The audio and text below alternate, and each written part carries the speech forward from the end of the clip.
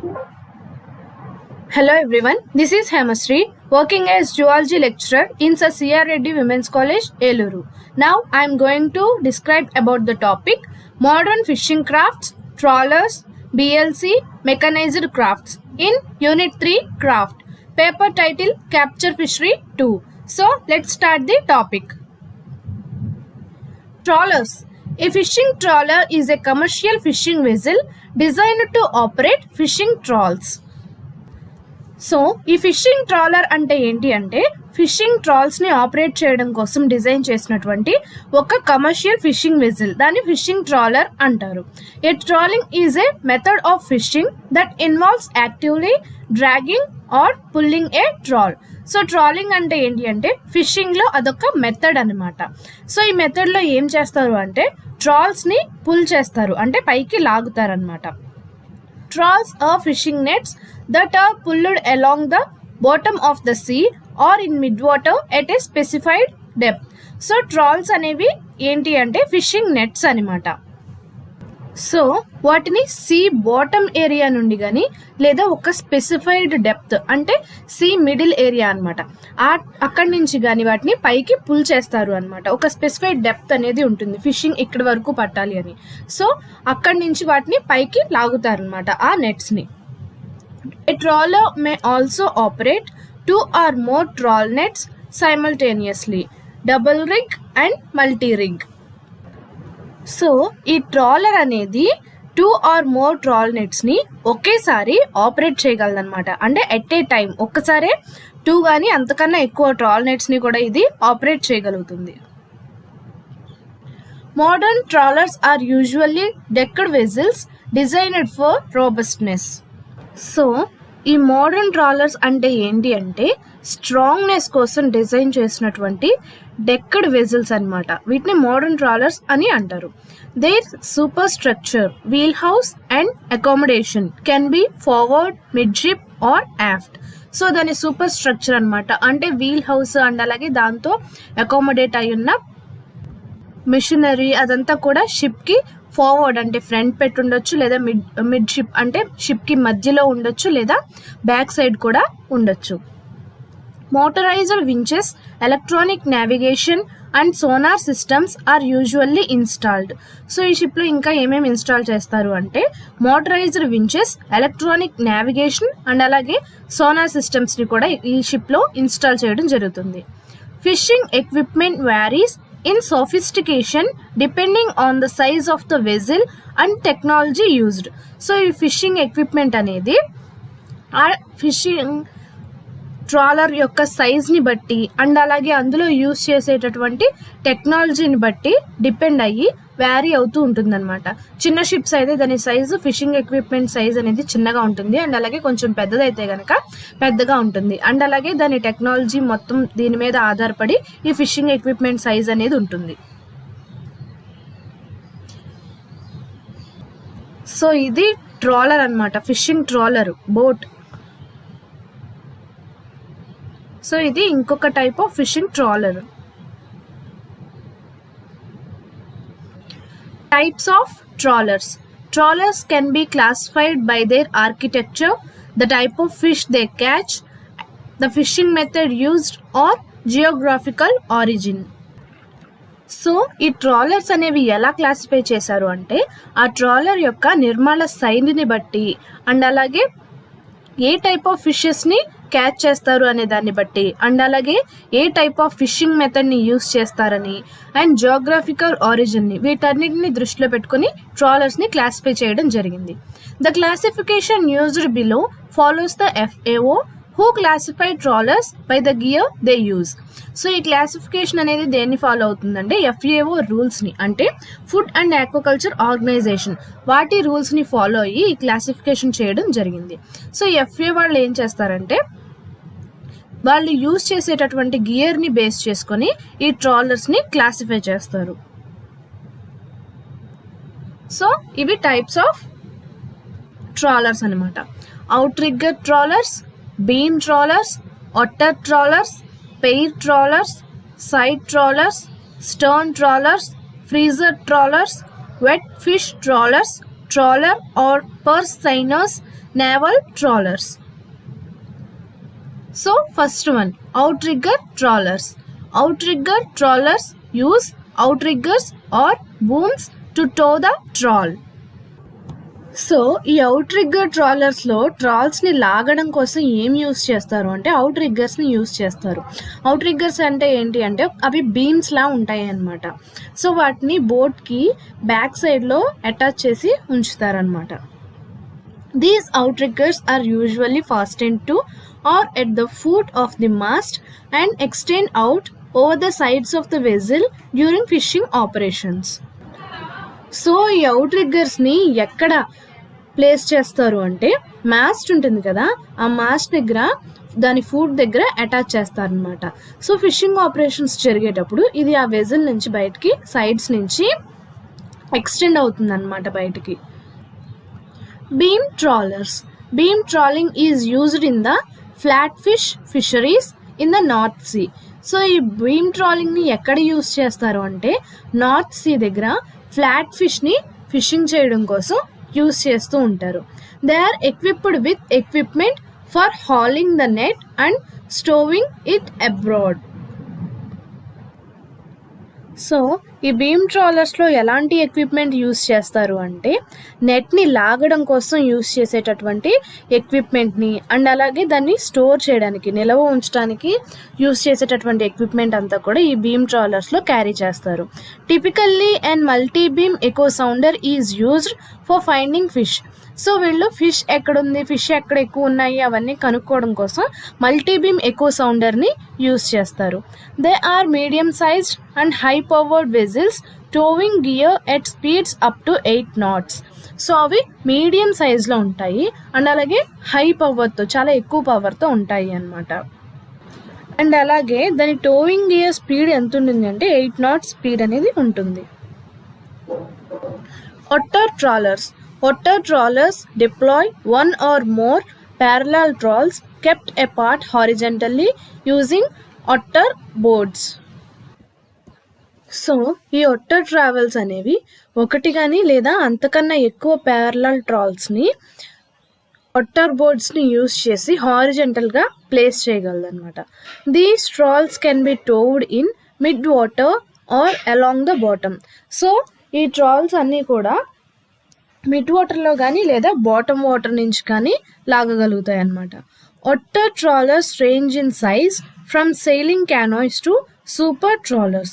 So వీటి range ఎంత ఉంటుంది అంటే సెయిలింగ్ క్యానోయిస్ నుంచి సూపర్ ట్రాలర్స్ వరకు వీటి రేంజ్ అనేది ఉంటుంది. అంటే వీటి సైజ్ అనేది చిన్నగానే ఉంటుంది అండ్ అలాగే సూపర్ ట్రాలర్స్లో యూస్ చేసే సైజ్ కూడా ఉంటుంది. వీటి సైజెస్ అనేవి వ్యారీ అవుతూ ఉంటాయి అన్నమాట. Next pair trawlers. Pair trawlers are trawlers which operate together towing a single trawl. So ఈ పెయిర్ ట్రాలర్స్ ఏం చేస్తాయి అంటే ఇవి రెండూ కలిపి సింగిల్ ట్రాల్ని మాత్రమే లాగగలుగుతాయి అన్నమాట. So together they operate only single trawl అనమాట. They keep the trawl open horizontally by keeping their distance when towing. So అవి ఏం చేస్తాయి అంటే ఆ ట్రాలర్స్ రెండు ఈ ట్రాల్ని అవి ఏ ట్రాల్ని అయితే లాగుతున్నాయో దాన్ని ఓపెన్ కండిషన్లోనే ఉంచుతాయి అన్నమాట హారిజెంటల్గా. ఎందుకు అంటే వాటి డిస్టెన్స్ని అవి బ్యాలెన్స్ చేసుకోవడం కోసం ఆ ట్రాల్ని ఓపెన్ కండిషన్లో అండ్ అలాగే హారిజెంటల్గానే ఉంచుతాయి. Otter boards are not used. So ఇక్కడ ఒట్టర్ బోర్డ్స్ అనేవి యూజ్ చేయరు. Pair trawlers operate both mid water and bottom trawls. So ఈ పెయిర్ ట్రాలర్స్ ఏమేమి ఆపరేట్ చేయగలవు అంటే మిడ్ వాటర్ ట్రాల్స్ని అండ్ అలాగే బాటమ్ వాటర్ ట్రాల్స్ని కూడా ఇవి ఆపరేట్ చేయగలవు. Side trawlers. These trawlers were used for a longer period than other kinds of trawlers but are now being replaced by stern trawlers. So ఈ trawlers అనేవి చాలా కాలం వరకు అంటే చాలా లాంగర్ పీరియడ్ వరకు కూడా యూస్ చేస్తారనమాట. వేరే ట్రాలర్స్తో పోల్చి చూస్తే వీటిని ఎక్కువగా యూస్ చేస్తారు. బట్ ఏమైంది అంటే ఇప్పుడు వీటి బదులుగా స్టర్న్ ట్రాలర్స్ని రీప్లేస్ చేయడం జరిగింది. Some side trawlers still in use have been equipped with net drums. So కొన్ని సైడ్ ట్రావెల్స్ అనేవి ఇప్పటికీ ఇంకా యూస్ చేస్తున్నారు. సో దానిలో ఏం ఎక్విప్మెంట్ యూస్ చేస్తారు అంటే నెట్ డ్రమ్స్ని ట్రాల్ చేయడం కోసం వీటిని యూస్ చేస్తారు. Stern trawlers. Stern trawlers have trawls which are deployed and retrieved from the stern.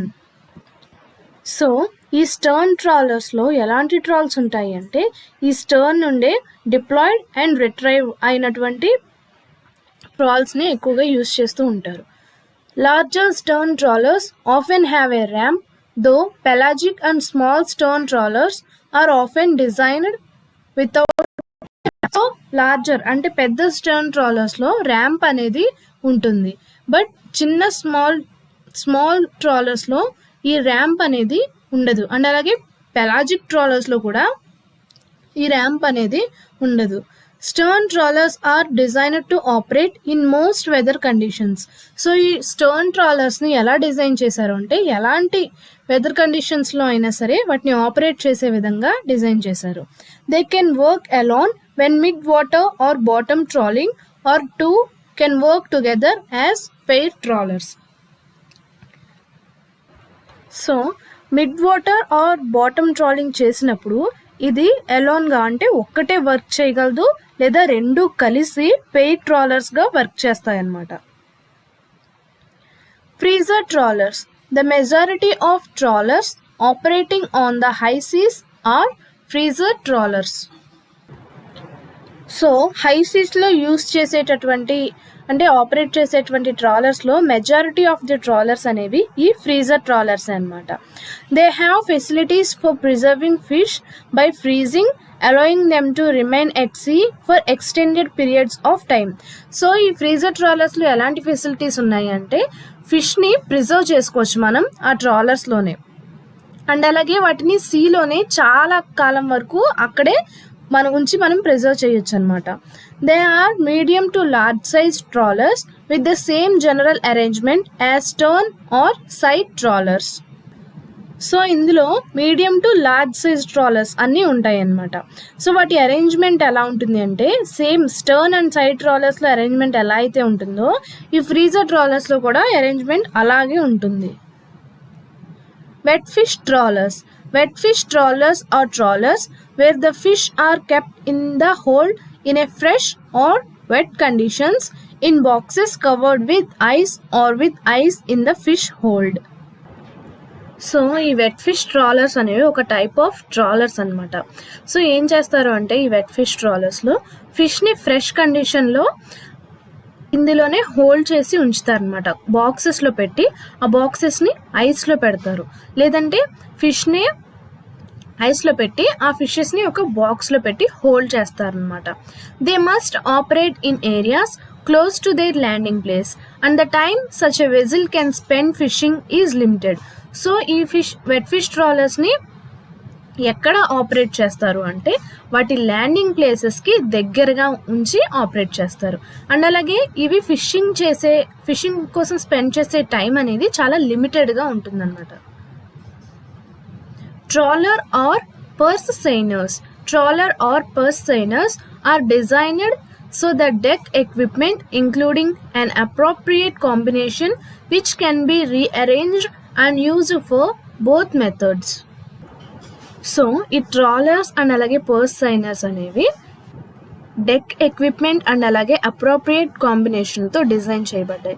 So వాటిని మనం రీఅరేంజ్ చేసుకోవచ్చు అండ్ అలాగే బోత్ మెథడ్స్కి వాటిని మనం యూస్ చేసుకోవచ్చు. Blocks, purse davits, trawl gallows and rollers need to be arranged so they control the pursing lines and wear pleats and in such a way as to reduce the time required to convert from one arrangement to the other. So ఈ blocks, purse davits, trawl gallows and rollers అనే వాటిని మనం arrange చేయాల్సి ఉంటుంది. So ఇలా arrange చేసుకోవడం వల్ల ఏమవుతుంది అంటే ఈ పర్సింగ్ లైన్స్ని అండ్ అలాగే వేర్ ప్లీట్స్ని కూడా మనం కంట్రోల్ చేయొచ్చు. ఇలా కంట్రోల్ చేయడం వల్ల మనం ఒక అరేంజ్మెంట్ నుంచి ఇంకొక అరేంజ్మెంట్కి కన్వర్ట్ చేసేటప్పుడు మనకి ఎంత టైం అయితే పడుతుందో ఆ టైంని మనం రెడ్యూస్ చేయొచ్చు. సో దానివల్ల మన వర్క్ అనేది ఫాస్ట్గా కంప్లీట్ అయిపోతుంది అనమాట. These vessels are usually classified as trawlers since the power requirement for trawling is higher. So ఈ వెజల్స్ని జనరల్గా ట్రాలర్స్లా క్లాసిఫై చేశారు. కానీ దీని ట్రాలింగ్ కోసం కావాల్సినటువంటి పవర్ అనేది చాలా ఎక్కువగా ఉంటుంది. Naval trawlers. During both world wars, some countries created small warships by converting and arming existing trawlers or building new vessels to standard trawler designs. So during both world wars అంటే World War I and World War II జరిగే సమయంలో కొన్ని countries వాళ్ళు ఏం చేశారు అంటే standard trawler డిజైన్ని new వెజల్స్గా బిల్డప్ చేసి ఎగ్జిస్టింగ్ ట్రాలర్స్ని కన్వర్ట్ చేసి స్మాల్ వార్షిప్స్గా క్రియేట్ చేశారనమాట. They were typically armed with a small naval gun and sometimes depth charges and were used for patrolling, escorting other vessels and minesweeping. So ఈ ట్రాలర్స్లో ఏమేమి ఉండేవి అంటే నేవల్ గన్స్ అండ్ అలాగే explosives ఎక్కువగా ఉండేవి. అండ్ అలాగే వీటిని దేనికోసం యూజ్ చేసేవాళ్ళు అంటే పెట్రోలింగ్ కోసం అండ్ అలాగే వేరే వెజల్స్ని ప్రొటెక్ట్ చేయడం కోసం కూడా వీటిని ఎక్కువగా యూజ్ చేసేవాళ్ళు. అంతేకాకుండా మైన్ స్వీపింగ్ కూడా యూజ్ చేసేవాళ్ళు. అంటే ఏంటంటే వేరే వాళ్ళ షిప్స్లో ఉండేటటువంటి ఎక్స్ప్లోజివ్స్ని రిమూవ్ చేయడం కోసం కూడా వీటిని ఎక్కువగా యూజ్ చేసేవాళ్ళు. BLC, beach landing craft. Landing craft are small and medium sea-going watercraft such as boats and barges used to convey a landing force, infantry and vehicles from the sea to the shore during an amphibious assault. So ఈ landing crafts అనేవి చిన్నగా ఉంటాయి and అలాగే medium సైజ్లో కూడా ఉంటాయి. ఇవి సముద్రంలో ఉండేటటువంటి ఒక టైప్ ఆఫ్ బోట్స్ అన్నమాట. దీన్ని ఎందుకు యూజ్ చేస్తారు అంటే యాంఫిబియస్ అసాల్ట్ టైంలో సీ నుండి అంటే సముద్రం నుండి ఒడ్డుకి ల్యాండింగ్ ఫోర్స్ని కన్వే చేయడం కోసం వీటిని ఎక్కువగా యూజ్ చేస్తూ ఉంటారు. The term excludes landing ships which are larger. So ఈ టర్మ్ని ల్యాండింగ్ షిప్స్కి ఇంక్లూడ్ చెయ్యరు బికాజ్ అవి చాలా పెద్దగా ఉంటాయి కాబట్టి. వీటిని ఈ బిఎల్సి అనే వాటిని ల్యాండింగ్ షిప్స్ అనరు అనమాట. Production of landing craft peaked during World War II with a significant number of different designs produced in large quantities by the United Kingdom and United States. So World War II టైంలో ఈ landing craft production అనేది చాలా ఎక్కువగా జరిగిందనమాట. So ఎక్కడెక్కడ అంటే United Kingdom and UK and US వాళ్ళు చాలా లార్జ్ క్వాంటిటీస్లో different designs and significant number of ఈ ల్యాండింగ్ క్రాఫ్ట్స్ని ప్రొడ్యూస్ చేశారనమాట. In the days of sail the ships boats were used as landing craft. So sailing డేస్లో ఈ షిప్ బోట్స్నే వాళ్ళు ఎక్కువగా ల్యాండింగ్ క్రాఫ్ట్ కింద యూజ్ చేసేవాళ్ళు. These rowing boats were sufficient if inefficient in a era when Marines were effectively light infantry, participating mostly in small-scale campaigns in far-flung colonies against less well-equipped indigenous opponents. So war కోసం ఈ roving boats అనేవి సఫిషియంట్గానే ఉంటాయి.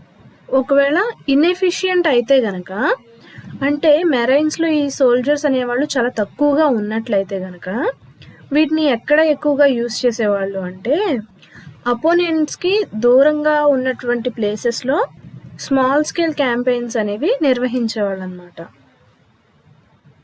Because of the need to run up on to a suitable beach, World War II landing craft were flat bottomed and many designs had a flat front, often with a lowerable ramp rather than a normal bow. So ఇక్కడ World War IIలో వాళ్ళు ఫాస్ట్గా వాళ్ళకి దగ్గరగా ఉన్న బీచ్లోకి వెళ్ళిపోవడం కోసం ఎలాంటి crafts ఉండేవి అంటే ల్యాండింగ్ క్రాఫ్ట్ అనేది వాటి బాటమ్ అనేది చాలా ఫ్లాట్గా ఉండేది. అండ్ అలాగే అప్పుడు వచ్చిన బోట్స్లో చాలా డిజైన్స్ కూడా వాటి ఫ్రంట్ అనేది చాలా ఫ్లాట్గా ఉండేది. అంతేకాకుండా వాటి ర్యాంప్ కూడా ఫ్లాట్గానే ఉండేది. నార్మల్ సైజ్ కన్నా కూడా వాటి ర్యాంప్ అనేది చాలా లోగా ఉండేదన్నమాట. This made them difficult to control and very uncomfortable in rough seas. So అలా ఉండడం వల్ల ఏమయ్యేది అంటే రఫ్ సీస్లో అంటే సముద్రంలో అలలు ఎక్కువగా ఉన్నప్పుడు వాళ్ళకి కంట్రోల్ చేయడం అనేది చాలా కష్టమయ్యేది అండ్ అలాగే వాళ్ళకి చాలా అన్కంఫర్టబుల్గా కూడా ఉండేదన్నమాట. The control point too rudimentary to call a bridge on LCA and similar craft was normally at the extreme rear of the vessel as were the engines. So దీని కంట్రోల్ పాయింట్ అనేది generally engines లాగానే boat యొక్క back side ఉంటుందన్నమాట. In all cases they were noun by an abbreviation derived from the official name rather than by the full title. So దీన్ని full టైటిల్తో కాకుండా దాని official name నుంచి derive అయినటువంటి అబ్రివేషన్తోని ఎక్కువగా అనేవాళ్ళు. బిఎల్సి అనేవాళ్ళు అనమాట. బీచ్ ల్యాండింగ్ క్రాఫ్ట్ అనుకున్నా దాని అబ్రివేషన్ ఫామ్తోని ఎక్కువగా అది అందరికీ తెలుసు. In order to support amphibious attacks, Government of Chile built flat-bottomed landing craft called chalanas. So ఈ యాంఫీబియస్ అటాక్స్ని సపోర్ట్ చేయడం కోసం గవర్నమెంట్ ఆఫ్ చిలే ఏం చేసింది అంటే ఫ్లాట్ బాటమ్ ల్యాండింగ్ క్రాఫ్ట్ బోట్స్ని కన్స్ట్రక్ట్ చేసింది అనమాట. వాటిని చలానాస్ అని అంటారు. సో ఇవి బీచ్ ల్యాండింగ్ క్రాఫ్ట్స్.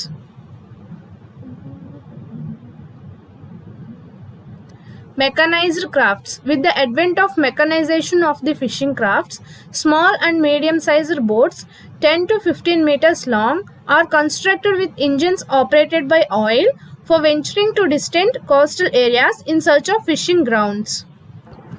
సో ఇక్కడ ఏం చెప్పొచ్చు అంటే ఫిషింగ్ క్రాఫ్ట్స్ అనేవి అభివృద్ధి చెందుతున్న క్రమంలో స్మాల్ అండ్ మీడియం సైజ్డ్ బోట్స్ని కన్స్ట్రక్ట్ చేయడం జరిగింది. అవి ఎంత లెంగ్త్ ఉండేవి అంటే 10 to 15 meters లెంగ్త్ అనేవి అవి ఉండేవి. సో అందులో ఉండే ఇంజిన్స్ని ఆయిల్తో ఆపరేట్ చేసేవాళ్ళు. అండ్ అలాగే ఇవి ఎక్కువగా వేటికి యూజ్ చేసేవాళ్ళు అంటే కోస్టల్ ఏరియాస్లో ఫిషింగ్ గ్రౌండ్స్ని సర్చ్ చేయడం కోసం వీటిని యూజ్ చేసేవాళ్ళు. The mechanized crafts are line boats, trap boats, doll netter, gill netter, trawlers. So ఆ మెకనైజేషన్ జరిగినటువంటి క్రాఫ్ట్స్ ఏవి అంటే line boats, trap boats, doll netters, gill netters and trawlers. Line boats. Line vessels are fishing vessels operating line nets. అనేవి ఏంటి అంటే nothing but fishing vessels అనమాట. అవి ఏం ఆపరేట్ చేస్తాయి అంటే లైన్ నెట్స్ని ఆపరేట్ చేస్తాయి. They are decked vessels. So ఇది డెక్డ్ వెజిల్ అనమాట. The length is 24 to 45 meters. దీని లెంగ్త్ ఎంత ఉంటుంది అంటే 24 to 45 meters లెంగ్త్ ఉంటుంది. The platform for fisherman are located around the stern of the vessel. So fisherman వల్ల ఉండే place ఎక్కడ ఉంటుంది అంటే స్టర్న్ ఉంటుంది కదా, ఆ స్టర్న్ చుట్టూ ఫిషర్ మ్యాన్కి ఒక ప్లాట్ఫామ్ అనేది ఉంటుంది. The bait tanks are placed on the deck aft and the wheelhouse forward.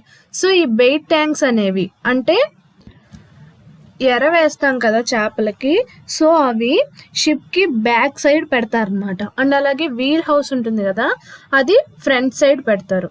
It has tanks with live bait and a water spray system. So ఇందులో ఏముంటాయి అంటే లైవ్ బెయిట్ ట్యాంక్స్ ఉంటాయి and అలాగే water spray system కూడా ఉంటుంది. The fish detection equipment consists of a sonar and an echo sounder. So ఇందులో ఉండే fish detection equipment ఏంటి అంటే సోనార్ అండ్ అలాగే ఎకో సౌండర్ డిటెక్షన్ ఎక్విప్మెంట్స్ అనేవి ఈ లైన్ బోట్స్లో ఉంటాయి. సో ఇది లైన్ బోట్ అనమాట. ట్రాల్స్ అంటాం కదా, ఇవి ట్రాల్స్, ఇవి ట్రాలర్స్ అనమాట. ఇవి ట్రాలర్స్, ఇవి trawls. Trap nets. Trap setters are fishing vessels operating traps and pots. So ఈ ట్రాప్ సెట్టర్స్ అనేవి ఫిషింగ్ వెజిల్స్ అనమాట. అవి వేటిని ఆపరేట్ చేస్తాయి అంటే ట్రాప్స్ని అండ్ అలాగే పాట్స్ని అవి ఆపరేట్ చేస్తాయి. They are decked and undecked vessels. So ఇవి డెక్డ్ వెజిల్స్ ఉంటాయి, అన్డెక్డ్ వెజిల్స్ కూడా ఉంటాయి అన్నమాట. అంటే ఇందులో స్టేర్స్ ఉన్న వెజిల్స్ ఉంటాయి అండ్ అలాగే స్టేర్స్ లేని వెజిల్స్ కూడా ఉంటాయి. These vessels are used for setting pots or traps for catching fish, lobsters, crabs, crayfish etcetera. So ఈ వెజిల్స్ని దేనికి యూజ్ చేస్తారు అంటే ట్రాప్స్ పెట్టడం కోసం, ఫిషెస్ కోసం ట్రాప్స్ పెడతాం కదా, సో ఆ ట్రాప్స్ పెట్టడం కోసం యూజ్ చేస్తారు. ఆ ట్రాప్స్ పెట్టి ఏ ఫిషెస్ని క్యాచ్ చేస్తారు అంటే లాబ్స్టర్స్ని, క్రాబ్స్ని అండ్ అలాగే క్రే ఫిషెస్ని, ఇంకా చాలా ఫిషెస్ని కూడా వీళ్ళు క్యాచ్ చేస్తారు. These vessels range from open boats to larger decked vessels of 20 to 50 meters. So ఈ వెజిల్స్ రేంజ్ ఎంత ఉంటుంది అంటే ఓపెన్ బోట్స్ నుండి లార్జ్ డెక్డ్ వెజిల్స్ వరకు ఉంటుంది. అండ్ అలాగే ఇది ఎంత లెంగ్త్ ఉంటుంది అంటే 20 to 50 meters లెంగ్త్ ఉంటుంది. The operate at the edge of continental shelf. So వీటిని ఎక్కడెక్కడ ఆపరేట్ చేస్తారంటే కాంటినెంటల్ షెల్ఫ్ యొక్క ఎడ్జ్ దగ్గర ఈ ట్రాప్ నెట్స్ని ఎక్కువగా ఆపరేట్ చేస్తూ ఉంటారు. The wheelhouse is located forward. So wheelhouse ఉంటుంది కదా, అది బోట్కి ఫ్రంట్ పార్ట్లో ప్లేస్ చేస్తారు. They are equipped with derricks, cranes or davits for hauling pots on board. So ఇందులో ఏమేమి ఎక్విప్మెంట్ ఉంటుంది అంటే derricks, cranes or davits, and అలాగే ఫిషింగ్ కోసం మనం పాట్స్లో ట్రాప్స్ని పెడతాం కదా, వాటిని లాగడం కోసం కూడా యూస్ చేసేటటువంటి ఎక్విప్మెంట్ కూడా అందులో ఉంటుంది. Large vessels have hydraulic or mechanical pot haulers. So ఈ లార్జ్ వెజల్స్లో ఏముంటాయి అంటే మెకానికల్ పాట్ హాలర్స్ అండ్ అలాగే హైడ్రాలిక్ పాట్ హాలర్స్ కానీ ఇందులో ప్లేస్ అయి ఉంటాయి. Large vessels have the fish detection equipment loran or GPS. So ఈ లార్జ్ వెజల్స్లో ఫిష్ డిటెక్షన్ ఎక్విప్మెంట్స్ ఏముంటాయి అంటే లోరాన్ కానీ GPS కానీ ఉంటుంది. సో ఇవి ట్రాప్ నెట్స్ అనమాట.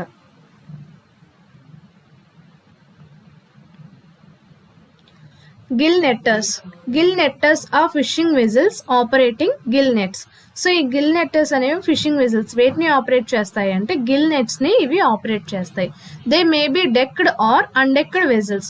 సో ఇందులో కూడా స్టేజ్ అనేవి ఉండొచ్చు అండ్ అలాగే ఉండకపోవచ్చు కూడా. The size of the vessel varies from open boats up to large specialized drifters. వీటి సైజ్ అనేది ఓపెన్ బోట్స్ నుండి లార్జ్ స్పెషలైజ్డ్ డ్రిఫ్టర్స్ వరకు వ్యారీ అవుతూ ఉంటుంది, అంటే డిఫరెంట్ సైజెస్లో ఉంటుంది అనమాట. They can be operated in inland waters, inshore and offshore. So వీటిని ఎక్కడెక్కడ ఆపరేట్ చేస్తారు అంటే ఇన్లాండ్ వాటర్స్లోను, ఇన్షోర్లోను అండ్ అలాగే ఆఫ్ షోర్లోను ఆపరేట్ చేస్తారు. Large vessels have hydraulic or mechanical net haulers. So పెద్ద వెజల్స్లో ఏమేమి ఉంటాయి అంటే హైడ్రాలిక్ నెట్ హాలర్స్ కానీ మెకానికల్ నెట్ హాలర్స్ కానీ ప్రెజెంట్ అయి ఉంటాయి. They have echo sounder as the fish detection equipment. So ఇందులో యూజ్ చేసే ఫిష్ డిటెక్షన్ ఎక్విప్మెంట్ ఏంటి అంటే ఎకో సౌండర్ అనమాట. Next doll netter. The doll netters are used for operating the doll nets, which are basically fixed bag nets. So ఈ doll నెట్టర్స్లో వేటిని operate చేస్తాయి అంటే డాల్ నెట్స్ని ఆపరేట్ చేస్తాయి. డాల్ నెట్స్ అంటే ఏంటి అంటే ఈ బ్యాగ్ నెట్స్ ఉంటాయి కదా, వాటిని ఫిక్స్ చేసేస్తారనమాట బోట్స్కి. సో వాటిని డాల్ నెట్స్ అంటారు. The doll netter varies from 8 to 14 mm లెంగ్త్, 1.5 m to 3.6 m in breadth and 0.8 m to 1.8 m in height. So ఈ డాల్ నెట్టర్ సైజ్ అనేది ఎంత ఉంటుంది అంటే 8 to 14 mm లెంగ్త్, 1.5 meters to 3.6 meters breadth, 0.8 meters to 1.8 meters height ఉంటుంది. The carrying capacity of each of such boats varies from 2 to 14 tons. So ఈ boats యొక్క carrying capacity ఎంత ఉంటుంది అంటే 2 to 14 tons ఉంటుంది అనమాట. అంటే ఒక్కొక్క టైప్ ఆఫ్ బోట్లో ఒక్కొక్క టైప్ ఆఫ్ కెపాసిటీ అనేది వ్యారీ అవుతూ ఉంటుంది. Each of these boats is fitted with 2 to 4 cylinder diesel engines. So ఈ బోట్స్లో 2 to 4 సిలిండర్ డీజిల్ ఇంజన్స్ అనేవి ఫిట్ చేసి ఉంటాయన్నమాట. So this is what all about modern fishing crafts, trawlers, BLC, mechanized crafts. Thank you.